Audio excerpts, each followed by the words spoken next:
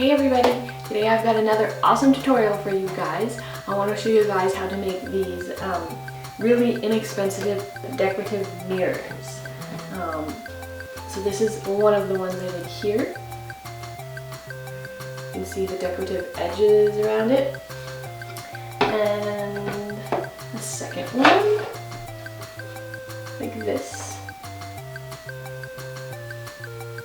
So this one's a little bit more simple, but I'm going to show you guys techniques on how to do the little dots along here, and how to do dots that are several of them side by side, and then also how to do a little bit more intricate detail like I have on this one here.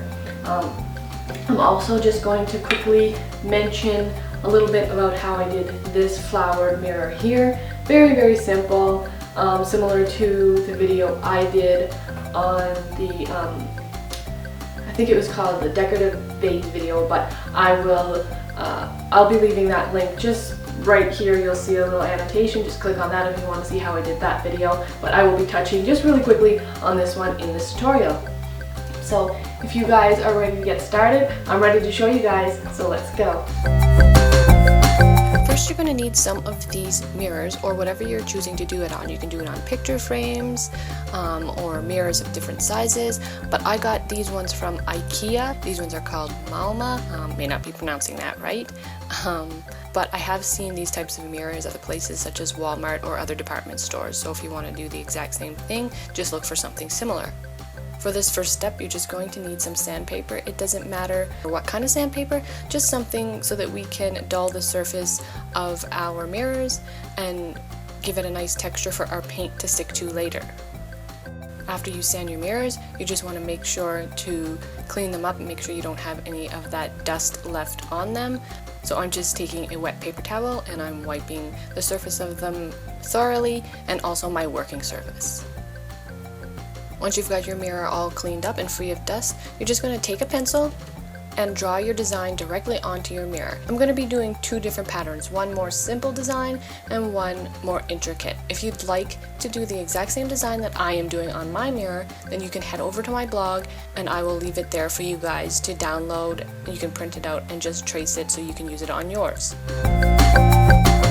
So here you can see the two different designs that I'm doing. One more simple with mostly just lines, and the other that's quite intricate. So I'm going to start by showing you the simple mirror first, and how to get very precise dots without a whole bunch of strings hanging off. Just make sure you have a lot of glue sticks and a ruler and you're ready to get started. Just place your ruler down on your mirror, take your glue gun, and very slowly and carefully apply the same amount of pressure all the way down your strip so that you can get a nice even bead of glue all the way down.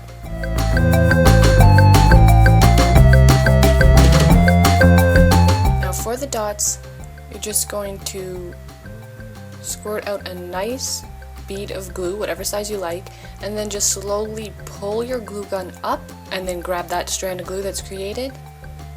And then use the heated tip of your glue gun to sever that string while it's standing straight in the air, and then the peak that was created should just melt right back down into your bead of glue. So I'm going to show you again up close. As you get the hang of this, you'll be able to go faster and faster.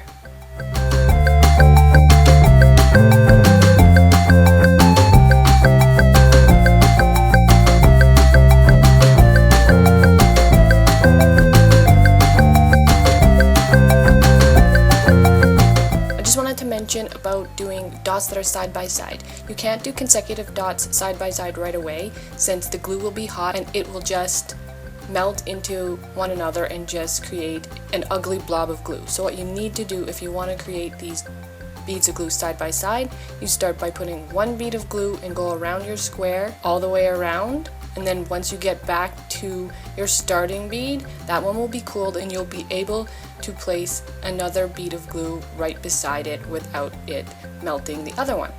Once you're finished putting your design to your entire mirror, then you're going to want to remove any of those strings that were created and tidy everything up.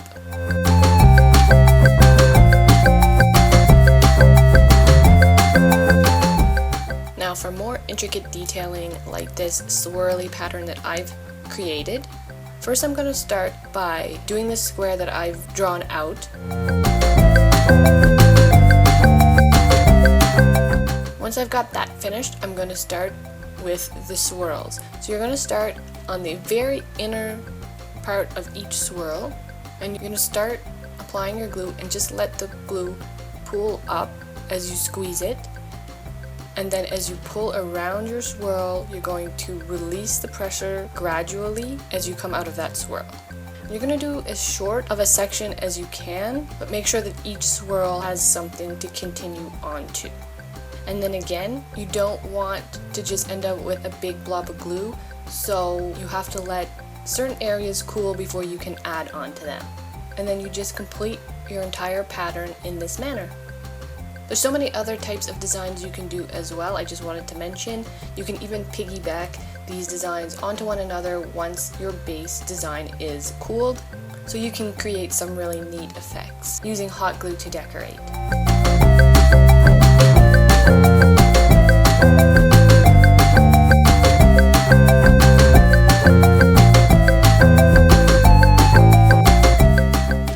So once you've got your entire design done, you're going to need to buff away any shininess so that our paint will stick much better to the hot glue.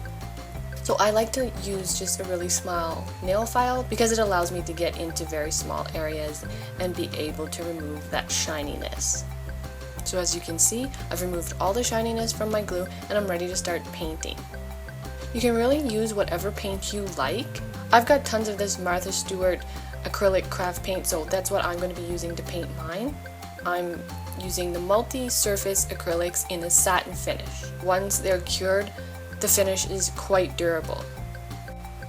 So you're just going to use a nice bristle brush to create that sort of streaky effect, and you're just going to apply 2 coats following the directions on the back of your paints.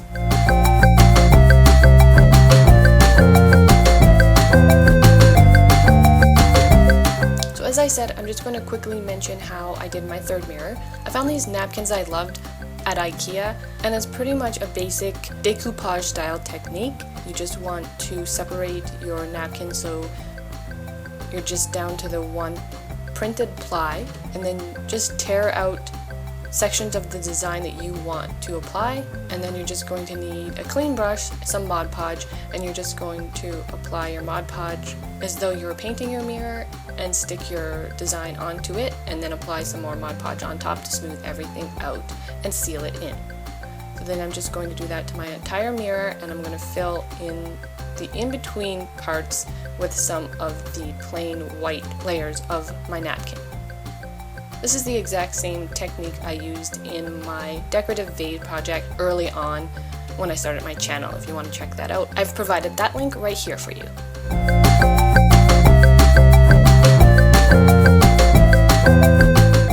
So now let's check out the final results.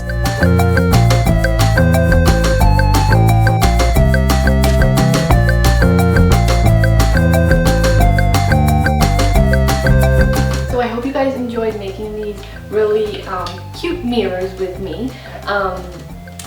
As I said, very, very inexpensive.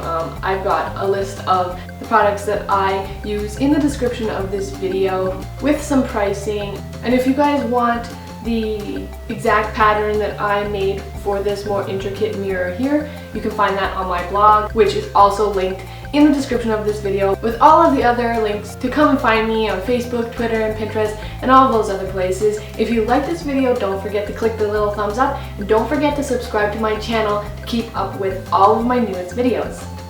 That's it for this one, guys, and I hope you guys have an awesome day. I'll see you in the next one. Bye!